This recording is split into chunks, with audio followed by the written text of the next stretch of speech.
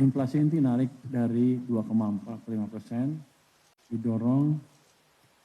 inflasi inti naik ke 2,45%, didorong oleh kenaikan harga emas perhiasan yang tumbuh sebesar 76,5%. Jika harga emas dikeluarkan, inflasi inti non emas bulan Januari 2026 mencapai 1,33%. Rendahnya inflasi ini membuka ruang bagi pemerintah untuk lebih ekspansif mendorong ekonomi tanpa risiko hyperinflation atau kepanasan.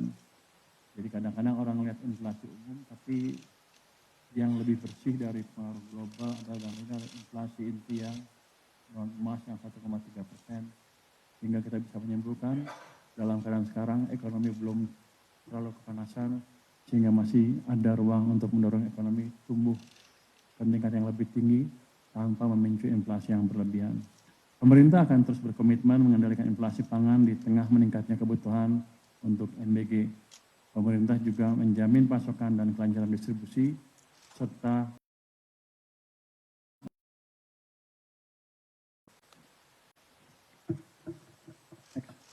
sejak penempatan di September hingga memasuki Februari, strategi fiskal dengan penempatan 200T yang terus dikoordinasikan dengan strategi moneter Bank Indonesia konsisten mendukung likuiditas. M0 pada bulan Februari pekan pertama masih tumbuh sebesar 11,7%.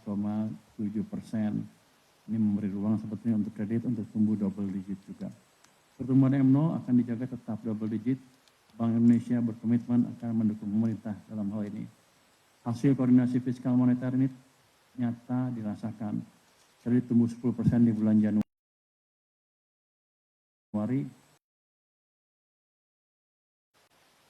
Suku bunga kredit sudah turun ke 8,80% per Januari 2026 dibandingkan dengan Agustus tahun lalu yang berada pada level 9,12%. Komitmen koordinasi kebijakan yang disepakati dengan BI akan terus dijaga dan kami bertemu Gubernur BI Jumat pekan lalu untuk konsolidasi kebijakan.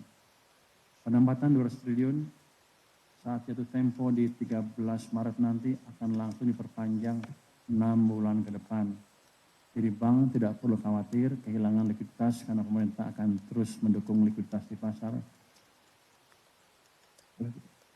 Kami mengharapkan bank lebih bersemangat mencari debitur tentunya dengan tetap menjalankan prinsip kehati-hatian.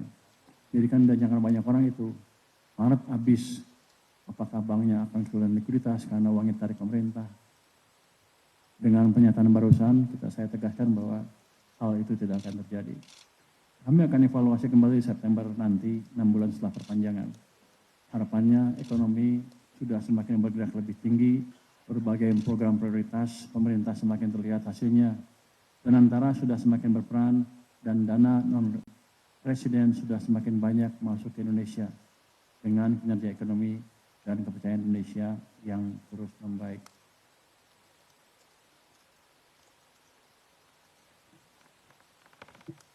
Teman-teman media sekalian, berikutnya. Aktivitas ekonomi dan optimisme masyarakat hingga awal tahun 2026 tetap terjaga positif.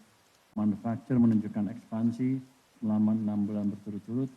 Ini mencerminkan kuatnya permintaan domestik. Dan PMI-nya 6 bulan berturut naik terus ya. Indeks penjualan retail juga terus menguat yang kiri bawah. Ini menandakan konsumsi rumah tangga tetap solid sebagai salah satu penopang utama pertumbuhan. Ini menggambarkan adanya betul-betul perbaikan di masyarakat. Ini bukan kata saya, bukan kata pemerintah, ini berdasarkan suatu indeks yang disurvei dari besaran-besaran yang ekonomi yang di masyarakat. Sisi persepsi keyakinan konsumen terhadap pemerintah juga berada di level yang amat tinggi. Ini menjadi modal yang kuat untuk menciptakan aktivitas ekonomi yang didukung optimisme terhadap masa depan tata kelola ekonomi Indonesia. Kalau Anda lihat yang kanan atas, kita pakai yang IKKP yang ada base yang kuningnya tuh, sekarang di posisi 117. Itu artinya kepercayaan pemerintah berada di level yang tertinggi dalam beberapa tahun terakhir. Saya bilang level tertinggi sekarang. Jadi kepercayaan pemerintah tinggi hingga stabilitas sosial politik juga akan terus terjaga dalam beberapa bulan ke depan. Jadi secara keseluruhan berbagai indikator ini memberi konfirmasi bahwa fondasi permintaan domestik tetap kokoh. Ini memberi ruang yang kuat bagi ekonomi Indonesia untuk tumbuh terus secara berkelanjutan di tengah dinamika global.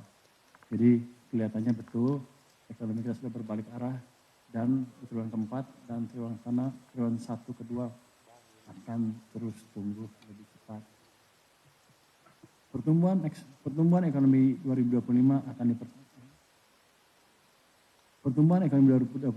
akan dipertahankan momentumnya untuk pertumbuhan lebih tinggi lagi di tahun 2026. Proyeksi pertumbuhan Q1 2026 mencapai sekitar 5,5 sampai 6% dan full year 2026 kalau diperbenkan 5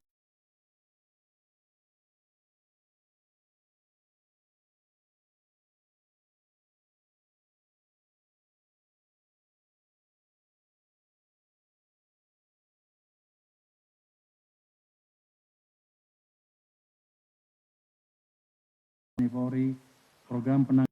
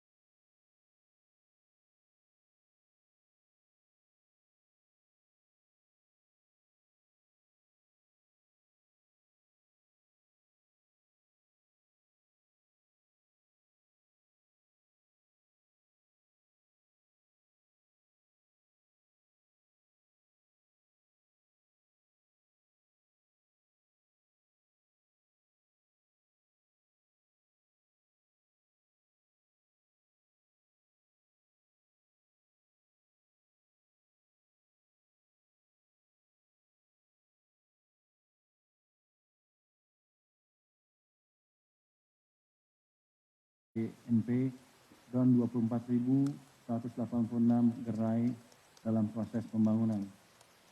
Ini menunjukkan progres yang solid di lapangan. Ke depan, pemerintah menargetkan penyelesaian 30.000 gerai hingga Maret 2026 dan tambah 50.000 gerai hingga Agustus 2026. Dengan dukungan capital expenditure sebesar 90 triliun rupiah pada kuartal pertama tahun 2026, program ini diharapkan menjadi pengungkit investasi desa dan akselerator pertumbuhan ekonomi nasional dari level akar rumput. Next. Melalui Satgas Debottlenecking, pemerintah aktif menyelesaikan berbagai hambatan, penyimpangan, dan permasalahan perizinan dengan memperkuat koordinasi antara pelaku usaha dan instansi terkait guna menciptakan iklim investasi yang lebih sehat dan pasti. Hingga 20 Februari 2026 tercatat 89 aduan masuk dan lebih dari separuhnya yaitu sebanyak 46 aduan telah berhasil disidangkan dan diproses cepat oleh Satgas Percepatan Program Strategis Pemerintah atau P2SP. Ini mencakup antara lain perizinan usaha apotek, pendanaan industri tekstil, hingga isu strategis seperti pabrik bioetanol, proyek listrik tenaga sampah, perizinan pelayaran, dan HS Code Impor. Ini akan dilakukan terus setiap minggu, besok ada sidang juga, mungkin lebih menarik besok akan ada sidang yang berdampak ke investasi besar di Indonesia. Upaya menghasilkan dampak nyata mulai dari potensi pengurangan impor BBM 30.000 kiloliter, keberlanjutan pengolahan 365.000 ton sampah per tahun, penguatan kapasitas dan daya saing sektor logistik nasional, hingga peningkatan kapasitas hukum dan kepastian berusaha bagi investor. Ini sudah kelihatan arahnya ke sana. Saya harap dalam setahun sudah hampir seluruh ya, hambatan-hambatan investasi saya harapkan bisa kita hilangkan dari perekonomian kita. Next. Realisasi asumsi dasar ekonomi makro di awal tahun 2026 mencerminkan fondasi ekonomi yang solid dengan arah pertumbuhan yang optimis. Pertumbuhan ekonomi pada triwulan 1 2026 diproyeksikan tumbuh kuat sebesar 5,5% atau lebih yang secara konsisten ditopang oleh resiliensi konsumsi rumah tangga, akselerasi investasi pada proyek strategis dan perumahan, serta dominasi sektor manufaktur berbasis hilirisasi. Di sisi lain, inflasi tetap dikelola dengan baik di level 3,55% melalui intervensi harga pangan dan kebijakan energi untuk menjaga daya beli masyarakat. Ketahanan sektor keuangan domestik juga terjaga, di mana pergerakan nilai tukar rupiah dan yield SBN tetap terkendali meskipun dipengaruhi oleh ketidakpastian global serta kebijakan moneter AS yang lebih ketat.